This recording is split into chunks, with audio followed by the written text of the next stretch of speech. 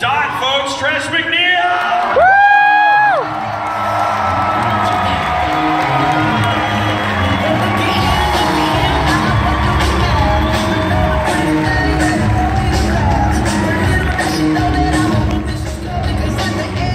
Last but not least, the little brother, the rock star of the group, Jess Harnell.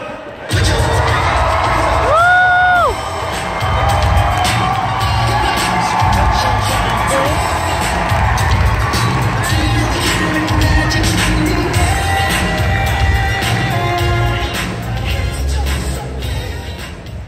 All right, this is nice. This is like living room chat. Just hang out. I could pass out here, man. All right. Probably will. Well, guys, this is a Q&A. There's microphones out there. We're going to get you guys asking questions. All we ask. First, I have a question. Does this couch make me look fat? Maybe. No, Brain, it makes you look like you're going to take over the world! Yes, my friends. No. All we ask is when you ask a question, please direct it at one person so we don't have one question that lasts the whole hour and they all try to answer it. Unless it's a one-word answer. And I'll call you out if it's not. Wow, it's really attentive. It's like quiet. It's amazing. I feel like I'm a teacher. By the way, I gotta tell you something. We've already had the chance to meet a lot of you guys. Why are people in Seattle so freaking cool, man? Oh my God. You guys are awesome. It's so good to be here with you, for real. All right. It's just so delightful. You know what occurs to me? I'm sitting here, I'm reliving 5 years ago this month. We did the very first, in this room, packed as much as it is, the very first Twisted Tunes table. Do you guys remember that? Which is at 4 million views now. Is it really? Yeah. Yeah. We read Star Wars on this stage. Woo! And tomorrow at 2:45, we're gonna do Return of the Jedi, dude. Oh, dude, please record that one for me. Please. And if you remember when we were here, we had nobody said anything about it. In the program, it said voice actors on stage. Yeah. And you all crazy, you all showed up for It was that. gonna be. We didn't know what it was gonna be. We love Seattle. Well, we did Star Wars, we did Empire Strikes Back, and now we brought back the originals to do Return of the Jedi and finish the saga just for you guys. Woo! Thank you. No other city got the 3 movies. Seattle's the only one. And the cool thing is the rest of the world will probably watch it online, but you guys are gonna be there live, man. How cool is that? All I wish right, I was coming. so who's up? We're doing Q&A. We want to talk to you guys. Want to hear from you guys. You guys. I said I Raise wish I your was hands. coming. You got 2 mics going. Or go get in lines. We're or gonna whatever start. you're doing. We're gonna start right here on this side here with this young lady here. Go ahead, you're up. Hello, nurse. Hello, nurse. I'm not wearing any pants, at least in my head. Hi, I'm May. I'm from Seattle. Hi. My question can go to all of you. It can be a one-word answer. What is a Spielberg show that you wish had lasted a little bit longer? Because I know there's like Freakazoid and Pinky and the Brain and Elmira, and these weren't as long-lived as Animaniacs and Pinky and the Brain. So, I'm sorry, your question was, do we wish that... So which one do you wish was a little bit longer that you could have been a part of? Of all of the ones that Steven Spielberg did? Well, I think Animaniacs and Pinky and the Brain, for sure. We would love for those to still... but the thing is, what's your name, sweetie? May. Nice to meet you, Meg. The thing that we find that is so fascinating about just those 2 shows, we've all had the good fortune of working on many, many shows, but we're here obviously today to celebrate Animaniacs and Pinky and the Brain, and the fact is that both of those shows, utterly as a result of Tom Ruegger and Steven Spielberg's genius, have held up remarkably well. I mean, the truth is that there are many of you, like these sweet folks in the front, there are many of you here who were not born and when I invented fire. And by the way, you're welcome. But they hold up remarkably well. The music, the lampooning of cultural icons, all that stuff, and that was utterly by design. So just the fact that you're asking questions about which ones have lasted longer, when this thing popped up on Netflix last year, people went out of their minds. It's crazy. So in my case, I wish they both lasted longer. And Freakazoid too, because I really like Paul Rudd. Yeah. So I think though your question is which of the character stories, the series that didn't last as long. Yeah. Is that what you're asking? So Amazing Stories would be. No, I'm kidding. I actually loved Amazing Stories. Yeah, you were Amazing Stories. That's right. You were live on Amazing Stories. I Much as I love doing Pinky, Elmira, and the Brain, I always felt Freakazoid didn't get its due. Yeah. You know, Paul Rudd is a genius. He wrote the show, he played Freakazoid. I would love to have seen that go on a little longer. Pinky, Elmira, and the Brain was an extension of Pinky and the Brain. And I would want that to go on forever, even if it was, you know, Pinky, Jabberjaws and the Brain. You know, I mean, I just anything to work with this man. But Freakazoid was a special show, and all right. Dude. Thank you for asking, Meg. May. I'm sorry. Like, I got it. Just for that, I'm going to charge you extra on something. This has nothing to do with Spielberg shows, but those of you who met me know that I have no filter. And I just wanted to tell you that when we met Steven Spielberg, because he threw a party to meet all of us, and he came to shake everybody's hand and say hi to everybody, and he said some nice things to me about being on the show, and I didn't hear him, and I actually said out loud, I go, hey man, I got to tell you, I didn't catch any of what you just said to me, because the whole time you were talking, all I kept thinking about was how much money you have in your wallet right now. And dude, and he loved it, and we ended up going to have lunch with him. He invited us all to lunch because of that. So you see, when you say what's on your mind, you get to have lunch with Steven Spielberg. He gave Steven that jacket right there. Oh yeah, cool jacket. All right. And his office looks like a really nice I know, right? Our friend,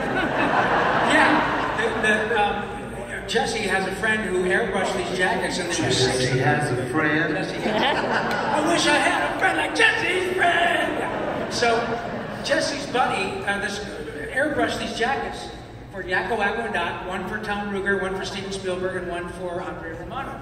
So like a gang of cartoon characters. Yeah. So and none for Maurice LaMarche. We gotta get a Pinky and the Brain one done. But what was so great is that when the word got out to Mr. Spielberg that we had this jacket for him, he arranged for all of us to come to have lunch at Amblin. And the production office looks like a Mexican restaurant on the US lot. But like one where they pay all the bills easily. It was pretty cool. I loved it. All right. Before we move on to question 2, we love you. You get the 1 pass. Next question. Pay attention. Direct it to somebody. And otherwise, everyone in line is going to get pissed off at the guy in the front that asks everyone a question and every question. A specific person up here. And you guys, when Steven Seagal tells you something like that, you listen. Don't forget it. Next up, right here, guys. Steven Seagal. No. How you doing, ladies and gentlemen? Greco from Chile, South America. There you go. The legal side of the world. I grew up in a water tower in South America. I grew up watching Animaniacs. I'm sorry, did you say you threw up watching Animaniacs? No. Grew up. I'm sorry, thank you. And Pinky and the Roots were the best. So my question for you guys is, which guy? The question for which guy? For everybody. No. Okay, Pick one. The question for the Brain. Yeah, there you go. Because Pinky sucks and the show is right? So the question for the Brain is, which is your favorite international version of your voice? That's a Because I was going to ask you if is it really us that you were hearing, or was it the translated version? Because those actors were terrific.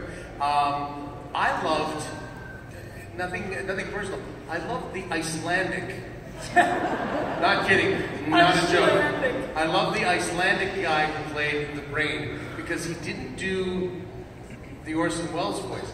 But his natural speaking voice, the voice he used, or rather, his voice that he used for doing the Brain, sounded exactly like my regular voice, which I'm talking to you right now. I've never heard anybody who sounds so much like me who's speaking not English. I mean, it's like the words are coming and it's my voice, but it's not words that I know. It was so funny. So I love that. That's my favorite, bilingual story. And how I'm not bilingual. I mentioned this very quick because the Brain in Spanish sounds like Darth Vader without the microphone. Oh, really? Darth Vader without the mic. Thanks, buddy. I love it. Thank you. Thank you very much. All right, on this side, go ahead. Hello. Hi, my name's Anthony from Bremerton. Hey, Anthony. You bet my name. I told you to come from other states. Bremerton. This state. Inevitably, during any of these Animaniacs panels, the subject of Yakko's world comes up. Yeah. And you inevitably go ahead, sing the song, and you just blow right through it, easy as pie. Right. So I kind of wondered maybe something else that might be a little more challenging. And when thinking about which song I have to admit, since we have all three Warners, is there any possibility we could hear a song about the greatest body of water in South America? Oh, that's the Lake Titicaca song. Exactly. Okay, if you know the words, sing along. You know it, right? Okay, it's called Lake Titicaca, and it goes something like this. 1, 2, 3, 4. Lake Titicaca, oh Lake Titicaca, it's between Bolivia and Peru. Lake Titicaca, oh Lake Titicaca, with water so tranquil and blue. Lake Titicaca, oh Lake Titicaca, why do we sing of its fame? Lake Titicaca, oh Lake Titicaca, 'cause we really like saying its name. Titicaca! Thank you. I wasn't allowed to sing that song. They washed my mouth out with soap. Yeah. Tress always, I mean, Donna's the good one of the three of us, so she can't sing It songs wasn't about... apropos. Yeah. She doesn't sing songs about... Titicaca. It's horrible little boys. All right, you're up, buddy. Andrew, local, and I have a little bit of beef with Mr. Harnell over there. So yesterday we had... Dude, I didn't know she was your girlfriend, man. She didn't. Listen, she told me seriously that she was single. Go ahead. Look at Tress. That's called preemptive strike. Listen, it's when you get asked the same questions from people who have a beef with you 150 times, you cut right to the answer, dude. Wow. The question is, you owe me a beer, but let me get to that. Trivia Thursday at our usual pub last night. We had to recall a certain state capital, and guess how we were able to do that? Come on, that's how I do it too, bro. That's how I got your girlfriend. Oh! He'll give her back. Trust me. Yeah, that's really cool. It's not my fault, this is going That's off why the rails. she's Tress McNeil, ladies and gentlemen. All right. Go on, dude. One of the state capitals we had to recall was Jefferson, Missouri. We're a bunch of nerds kicking butt in trivia. The city we had to recall was Jefferson City, Missouri. We lost the point for that. We came in second place. So that's why you. Listen, then you should have a beef with you because it just means you didn't listen to the freaking record enough, dude, and you're a slacker. And you gotta put down the bong and listen to that CD some more and learn all the capitals and then come back and see me next year and I'll quiz your ass. All right, next question. Next year. Moving on, go ahead. Hi, Joe Kaufman from Boston, Washington. To Jess. Big fan of Rock Sugar. Oh, God, you guys know what Rock Sugar is? Any of you guys know what it is? Okay, listen, if you haven't checked it out, go on YouTube later. It's this band that came up with as a goof. It's really, really funny. Our second gig was opening up for Motley Crue. It started as a joke. It turned into this whole big thing. It's awesome. Go, dude. Is there any possibility you're ever going to make a second album? We're making a second album right now. And furthermore, listen to this. If you guys think I'm lying about it, go on Amazon, go on YouTube to look up Rock Sugar videos, and go on Amazon right now. Bro, they're selling the CD for $400 on Amazon because one of the guys, I imitate all these rock singers on this CD, and he heard it, and he thought it was his voice. I can't even say who he is, but it rhymes with Steve Perry. And Steve Perry. he heard, I didn't say his name, dude. Steve And Perry. he heard it, and he thought it was his voice, so he sued us. But the cool thing is, I have some CDs. I'm not supposed to sell them, so don't put this part on YouTube. But I have at the table for $20. So if you come and you buy one, and you don't like it, you can sell it for $400, dude. Yeah. But in the meantime, I gotta buy one. You know CD, it. and there's going to be no songs by any bands that rhyme with Journey. Contribute to the Jack Harnell Defense Fund. Glad you didn't say the name. I'm glad I You'd be didn't in say the trouble name, bro. for that. Too bad. Over here. Go ahead, man. So you're not covering that famous song from Gurney? No Gurney songs, man. No Gurney songs. What about Schmurney? Germany. Blurney. Hi, my name is David from Federal Way. Hi, David. My question is for Rob. Yeah. So the raunchy humor of Animaniacs is one of my favorite parts. I love the fingerprints line in particular. Oh, you do. My question is, what was so raunchy it couldn't even make it into the final cut? Oh my goodness. Honestly, David, I'm not trying to be coy. There were so many thing, as you can imagine, because Tress is such a potty mouth. So it really did. I mean, when you got a bunch of ostensible adults getting in a room, being, fictional characters that live in a water tower, it got pretty gnarly. But the fact was, and I even recall when the fingerprints joke came up, we all kind of thought, there's no fucking way that thing's going to make it through. And it did, to this day, of course. People, when they say, boy, that was some pretty subversive humor. Hey, you remember? Yeah, fingerprints, I don't think so. And it's interesting how it depends upon how on which accent you put the syllable, or you know what I mean? It's fingerprints or fingerprints. It's just nothing. Maybe rest in peace. Yeah. But thank you for asking. I don't know. My favorite line that ever got through on the show, and it's not one that people talk to as much, but do you guys remember that time we were romping in a forest, and at the end of it, you said, hey, Wacko, you want to keep romping? And I go, no, my bottom's all sore from romping. And I'm like, wow, dude, I couldn't believe, yeah, seriously. And you 5-year-olds, don't worry about what that means, but in 10 years, you'll know. Thanks, Dave. I still don't. See you later, Chelsea. All right, staying PG-13, go ahead.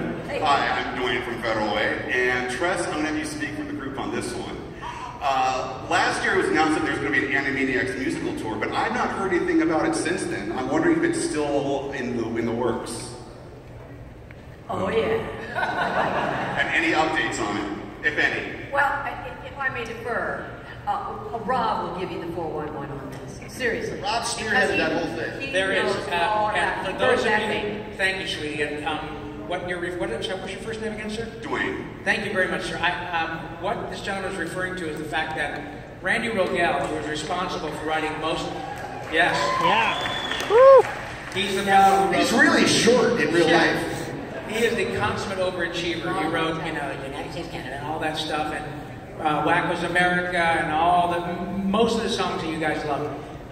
And I were able to get a licensing deal with Warner Brothers Animation, in which we're able to legally get the rights to perform and use animation for Animaniacs music that we're taking to theaters around the country. We're starting in April of this year in Southern California, and there are a number of different iterations of the show, some of which have just Randy and me and a piano, and some of which have different special guests. It might be Maurice, it might be Jess, you never know. But the bottom line is it's, at the risk of sounding terribly arrogant, it is so entertaining. And the fact that we have this many people on a Friday afternoon is kind of a testament to really how wonderful that music is. So all I can tell you is the best thing to do is to follow me on Twitter, which is at YakkoPinky, YAKKOPINKY, and I will give you updates because we are officially on the road starting April, and we're going to be going so far. We know that we're going to do Southern California at the La Mirada Theater, Pittsburgh, St. Paul, Arlington, Texas, and I believe maybe San Francisco soon. But there are a number of other ones in the pipe. So if you want to comment, I'm telling you, it is so entertaining. Sometimes it's with a piano, sometimes it's with an orchestra. It really depends upon the venue. Ultimately, the goal is to get it with like a 60 or 70 piece orchestra, because we've done that in Denver. Have you seen that? And it is unbelievably entertaining for all of us. So if you guys want to see the music of Animaniacs live, keep an eye on at YakkoPinky, and I'll give you guys all the But I told Rob, dude, that if I do show up at a gig and there are any blue M&Ms in my dressing room, I'm trashing the whole place. Van Halen style. Thank you for asking. Thank you. Yeah. It's going to be a gas. All right, thank you, man. All right over here, go ahead. Hi, my name is Ella, and I'm from Des Moines, Washington. I'm just going to say, Pinky, I had a raggedy Pinky. Oh, you did offer you an incredibly lovely lady. Did you? Is she still alive? Neither am I. I mean, my career. Thank you, sweetie. Ella, that's so sweet of you. And Brain, did you ever think that Brain would actually rule the world? Brain actually did rule the world. For about 3 seconds in the Christmas special. That's right. And what did he do? Because Pinky's letter was so touching. Yes. JDF's autograph. Pinky and the Brain. Towards April. Quiet with that letter, Pinky. I got it. Yeah, we're on their Q&A right now. I ask nothing for myself, I wonder if you could help my friend. No, I'm about to get laid up. All he wants pretty soon. is the world. Yeah, they're talking right now. And then I guess everybody's listening.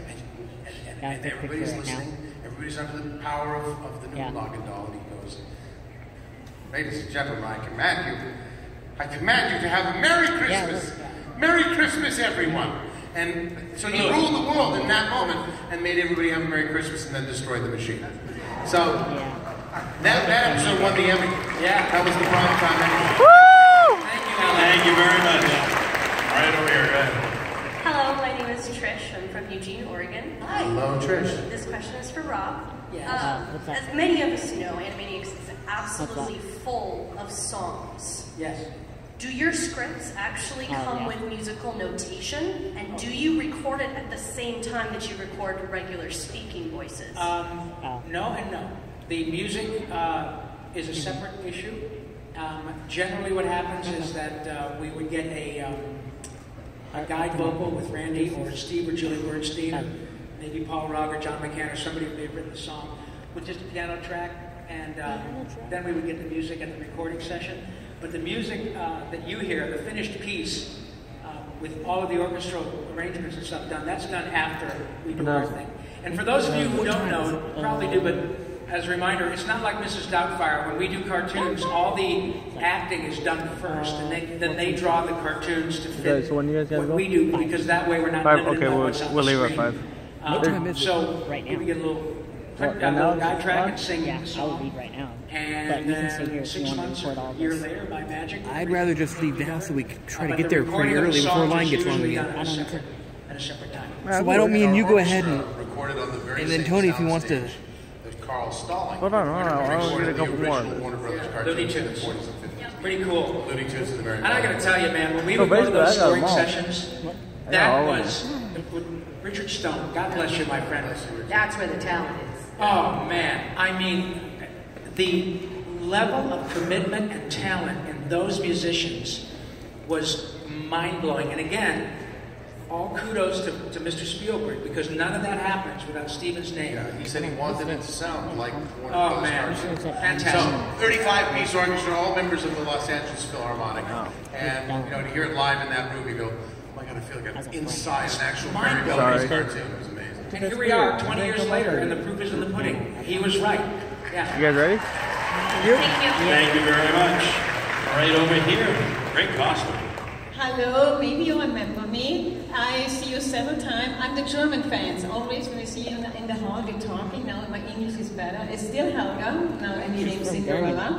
Especially you with your curly hair. We had a little fun here, but you spoke not perfect English 5 years ago. You know, I don't even know what that meant, but it sounded sexy. Go on. Yeah, that's me. You say it's the same to me. You guys ready? And I'm happy you come back, and I give you thank you back for coming back to Seattle. And the other time is bringing you upgrading information when you question and make us happy. And you've been happy coming here. Welcome back nach Seattle, Washington State. And I hope I see you soon in the future again. Thank you. And you can talk to me anytime you want, man. I love that. No, maybe talking to you now. Say hello. I have to tell you, you know, I'm Dr. Scratch and Sniff as well. I have a hotel room here, and I would like to... Yeah, ich liebe dich. I mean, ooh, yeah, baby. Oh my God, I can't help it. I think you and I could really make a little bit of naughty. You know what I'm saying? Thank you. Well, maybe later. After a couple of vodka and tonics. Oh yeah, baby. I'll show you the water tower. Oh yeah. Mr. Mickey Mouse, I'm lost. Thank you, my darling. Thank you so much. Bye. Auf Wiedersehen.